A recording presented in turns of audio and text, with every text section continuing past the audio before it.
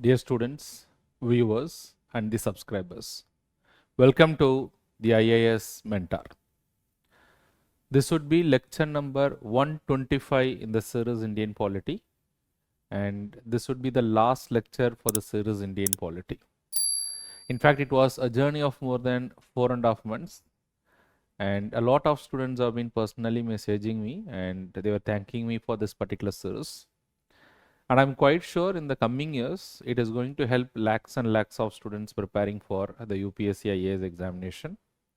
But one small request and suggestion from my side, for the students who are beginning their preparation, I would suggest them to do the entire series in a chronological order. As I've been telling many times, each and every lecture in this particular series is logically linked to the previous lecture. So to get the fullest of the benefit and to understand the subject effectively, it is better the students go in this particular series in the chronological order as it is given in this particular series. Alright, so anyways, we are coming to the lecture number 125 and this is the conclusion of this particular series. So what I'm going to do is I'm just going to take you a walkthrough of what you have learned in this particular series very quickly and very briefly. So let us see as to what you have learned, what are the topics we have learned in the entire series over the last 4.5 months, 125 lectures, almost on a daily basis we had a lecture. So let us try to see as to what we have learned. So starting from our first lecture where I explained you as what is a constitution. A constitution is nothing but a fundamental rule book of a country based on which the country is to be governed. So right from what is a constitution, we have never stopped. We have tried to understand each and every concept in the constitution, each and every provision in the constitution, each and everything that is relevant for your examination was covered in almost all these topics.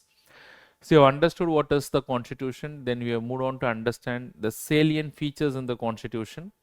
The features like what is division of powers, what is separation of powers, what is independence of judiciary, what is integrated judiciary, and not only the salient features, and once you understood the salient features like the fundamental rights, DPSP in general, then you also understood some of the key terms in the polity. For the students to understand the subject, first they should be aware of the key terms. Say for example, if I use the word, let us assume collegium, then you should be aware of what this collegium is. Suppose if I use the word locus standi, you should be in a position to aware of what is this locus standi. Suppose if you use the word first past the post system or proportional representation.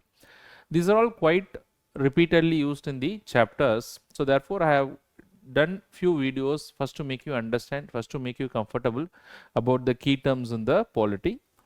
And then before we actually started the Indian polity, we also looked into the historical background. This will give you a brief idea as to what helped the Indian constitution to evolve over a period of time, or what are the constitutional developments that has happened when the Britishers are ruling India. And the Britishers rule in India can be basically divided into what is called as a company rule, then came the crown rule. So in both these eras, what kind of constitutional development has happened is what we have tried to understand in historical background. In fact, beautifully these lectures has been designed. In fact, from the historical background itself, you can expect one question in the UPSC examination. From the salient features, you can expect one question in the UPSC examination. Then you have tried to understand the framework of our Constituent Assembly, a body which drafted the Constitution of India 1946, established based on the Cabinet Mission Plan. We try to understand the scheme of their working, how they were established. And then we enter into the part 1 of the constitution, and even before that, one topic that I missed it here is the preamble to the Constitution of India. Every year there's a question from the preamble also, which is basically considered to be what? Which is basically is the philosophy of the Indian Constitution, or which is basically the summary of the Indian Constitution or a preface to the Indian Constitution. Whatever bit we have discussed about the preamble, where you can expect one question. After preamble, we have gone to union and its territories. That is part 1 of the constitution. We have understood article 1, 2, 3 and 4 here. And especially we have understood whether India can cede a territory. What is the difference between article 2 and article 3 of the constitution? What is schedule 1 of the constitution? All those things has been done in detail when we discussed the union and its territories. And we also discussed about the reorganization of states. How the reorganization of states in our country has happened. So that has also been discussed. Then you have entered into part 2 of the constitution, that is citizenship. We try to understand as to how the citizenship was conferred at the commencement, and subsequent to the commencement of the constitution, how the citizenship is to be determined. And we also seen about the Citizenship Amendment Act 2019. So all those things has been detailedly discussed under the citizenship part. Then one detailed and an elaborate part that we have discussed is the fundamental rights. And we have understood as to what in essence is the fundamental rights. We have understood that the fundamental rights are qualified in nature. We understood that the fundamental rights are justiciable in nature. And then we have discussed each and every theme in the fundamental rights. Today there are 6 themes of fundamental rights, excluding the right to property, which is no longer a fundamental right. So we have understood all these fundamental rights, right from right to equality to constitutional remedies under Article 32 of the Constitution. Very, very important area. 2 to 3 questions you can expect from this particular area. Then we move on to part 4 of the Constitution, which is dealing with the fundamental directive principles of state policy. Again, we have dealt with the socialistic principle, the Gandhian principle, the liberal intellectual principles, why the DPSP was formulated in a way that they are non-justiciable in character.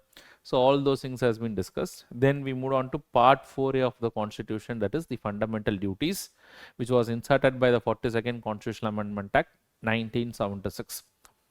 We also try to understand as to what is a constitutional provision of these fundamental duties today. So from this area itself, if you see in the examination, you will expect 6 to 7 questions. So even if you do the first part, you are ready for 6 to 7 questions in the UPSC preliminary examination, and maybe in the state service examination also, questions are likely to come from these areas. And then we went on to study the remaining big parts, and we started with what is called as the union as well as the state executives. So we understood both the executives. Under the union executive, we tried to understand topics like the president, the vice president, the prime minister and the council of ministers, and of course the attorney general of India. And under the state executives, we try to understand the office of governor, the chief minister and the council of ministers, and of course apart from all those things, we also understood the advocate general. So even from this particular topic, you will expect 1 to 2 questions. So after we have completed this particular part, we have gone to one of the very important area. If you see the way the UPSC has been asking questions, today a lot of questions are asked from the legislature. 4 to 5 questions minimum asked only from this particular area in your prelims examination and also relevant for your mains examination. So here we have discussed both the parliament as well as the state legislature. We have discussed about Lok Sabha and Rajya Sabha, and we also discussed about the legislative assembly and the council as well. We have tried to understand about the composition of these houses. We try to understand about the qualification and disqualification of members. We try to understand about the topics like parliamentary privileges. We try to understand about how the bills get enacted in the parliament. We have tried to understand about the different types of bills, right from the financial bills, the money bills, the ordinary bills, and the constitutional amendment bills. We have tried to understand as to procedurally how different are these bills to get them enacted in the parliament. We have tried to understand as to how the budget get enacted in the parliament, what is charge expenditure, what is made expenditure. We have tried to understand the parliamentary procedure in general as to how the questions are asked in the parliament. And apart from that, we have tried to understand as to what is called as a parliamentary committees. Most importantly, what are the different types of parliamentary committees, what is the role of these parliamentary committees, all those things has been understood with regard to the parliament. Similarly, we have tried to understand everything with regard to the state legislature as well, how the legislative council can be created, abolished, why there is no provision for joint sitting in case of the state legislature. And we also try to compare what is the position of Lok Sabha vis-a-vis the Rajya Sabha, and similarly what is the position of legislative assembly vis-a-vis the legislative council. In fact, all these things has been covered in detail. You can go to the respective lectures and you can watch out all those things. Very, very important. As I already said, 4 to 5 questions are likely to come based on the current trend in the UPSC examination. And then we moved on to the topic of judiciary. I'm not doing it in detail to make this particular lecture very brief. I'm just talking about the important topics that you have discussed, but you can break those topics into micro topics further, but which is not, I'm doing it right now. Then we went on to the topic of judiciary. In judiciary, we have in detail to cover everything. And we have seen about the Supreme Court of India, its powers and jurisdictions. We have seen about the High Courts, its powers and jurisdiction. In both these cases, we have discussed about how their appointments will happen. We have discussed about collegium system, what is a criticism to the collegium system. and then we went on to the subordinate judiciary. We did not stop there. Then we went on to tribunals, and after discussing the tribunals, we also discussed a topic on alternative dispute resolution mechanism. So this was also an area where you can expect 1 to 2 questions in your examination. So tribunals, alternative dispute resolution. Then we went on to a topic of what is called a center-state relationship. So in the topic of center-state relationship, we try to understand first what is a federal political system. And after that, we try to understand as to what extent there is division of powers between the center and the states. We try to understand as to what is the legislative distribution of powers, what is the administrative distribution of powers, what is the financial distribution of powers. So all these things has been understood quite clearly. And apart from that, the center-state relationship, we also discussed about the topic of union territories. How the union territories are different from states. The union territories are different from states because the union territories are administered by the union. Now, despite the fact that the union territories are administered by the union, there are some special status which is given to some of the union territories. So we discussed about Puducherry, we discussed about National Capital Territory of Delhi under Article 239 AA. So all those things has been discussed here. Then we went on to understand about the local bodies, where we have tried to understand the evolution of the local bodies in our country. And then we have tried to understand the constitutional provisions with regard to both panchayat as well as municipalities in our country. So that is also done. And then after that, we went on to study about the constitutional bodies. Very important. So you can expect 1 question from center-state relationship, 1 question from local bodies, 1 question from constitutional bodies. We have understood basically what is the difference between a constitutional body, a statutory body, and an executive body. So we have covered all the constitutional bodies under the Constitution, right from the Election Commission of India, the Comptroller and Auditor General, the Public Service Commission, both the Union Public Service Commission and the State Public Service Commission. We have discussed about the Finance Commission of India. We discussed about the National Commission for Scheduled Caste, National Commission for Scheduled Tribe, and the National Commission for Backward Classes. So all these constitutional bodies has been covered. You can definitely expect 1 question both in your prelims as well as in your mains examination. Then after covering all these things, then we move on to what is called as the statutory bodies, bodies established by way of a statute. So some of the important statutory bodies that you have covered include the Human Rights Commission, National Commission for Women, National Commission for Minorities, National Commission for Protection of Child Rights, Lokpal, Central Vigilance Commission, then Central Information Commission. So these are all some of the bodies that you have covered, including the National Investigation Agency. So all these things has been covered under the statutory bodies. Then we went on to study about the executive bodies. So here also we discussed some relevant and important executive bodies, which include bodies like Niti Aayog, Central Bureau of Investigation, Law Commission of India. So all these things has been covered under the executive bodies. Then we have discussed about the elections in our country, where we try to understand basically what are the constitutional provisions to deal with elections in our country, starting with Article 324 of the Constitution. Then we try to understand, though Article 324 of the Constitution wanted the Election Commission of India to carry out election to the office of the President, Vice President, and in case of Parliament and the State Legislature. How they are supposed to make this election free and fair is not elaborately mentioned in the Constitution. So for that particular purpose, 2 laws has been enacted, that is the Representation of People Act 1950 and the Representation of People Act 1951. So we try to understand as to what are the provisions related to the Representation of People Act 1950 and the provisions that is related to the Representation of People Act 1951. So how the Representation of People Act 1950 is different from 1951. So we have tried to understand about that as well. You can expect 1 question here as well. Then after that, we have discussed about the topic of public services, the classification of public services, right from the All India service to central service to state service. What is the further classification? What are the constitutional provisions related to these public services in India, right from Article 309 to Article 310, Article 311 and Article 312, which provides for creation of new All India service. What is the procedure to create a new All India service? All these things has been dealt majorly under this particular topic.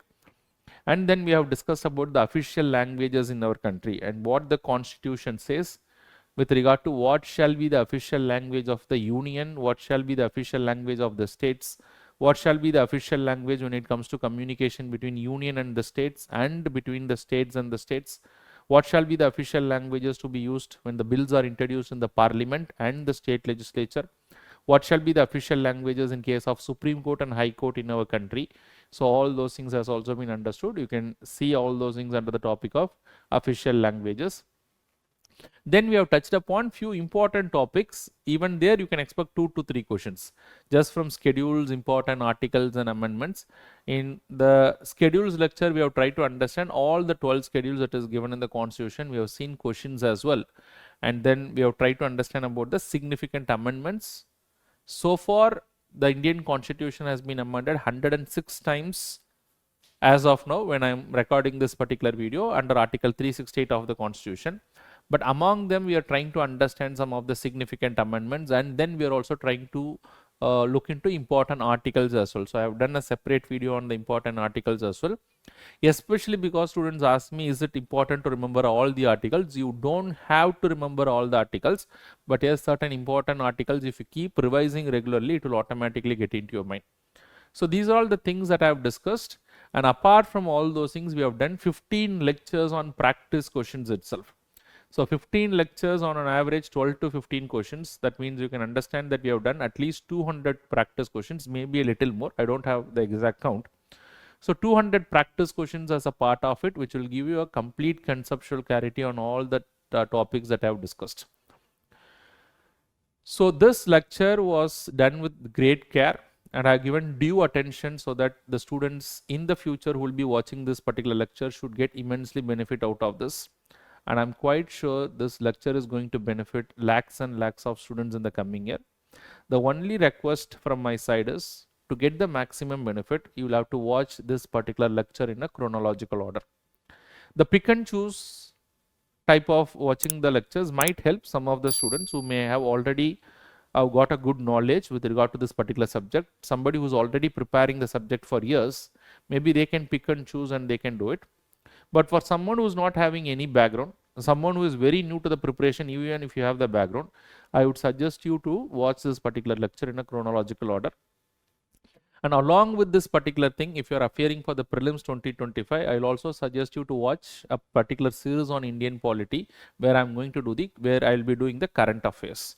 So that will in fact enhance your chances of getting more than 80% of the questions from the subject Indian polity in the prelims 2025. So many of my students who attend my offline classes, they were very happy because they were able to solve 80% of the questions. So it doesn't mean that only from the lectures, but it is also because of their effort. They kept revising them regularly. They kept practicing the previous year questions. And if you do all these things regularly, I'm quite sure that you will be able to do 80% of the questions from this particular subject.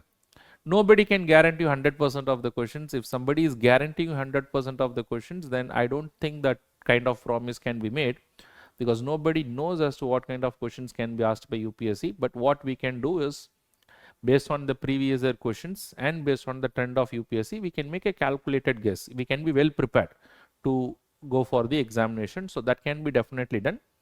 So taking into my experience of over 15 years, both as a student as well as a faculty who have been teaching the students in Delhi. So based on this experience, I have curated this particular series, and I'm sure that it is going to benefit, as I already said, lakhs and lakhs of students in the coming years. I don't have any iota of doubt in this particular statement. All right, so with that, I am coming to the conclusion of the series, Indian Polity. I'm sure that with your motivation, we'll do a lot of series in the coming months, which is also going to help the students equally. If you have any questions or any queries related to the series, related to any particular topic, or in general related to your preparation, you can reach out to me. Don't hesitate to reach out to me. You can reach out to me through my Instagram account or through my Telegram channel. And I wish all the best to all of you. Thank you very much.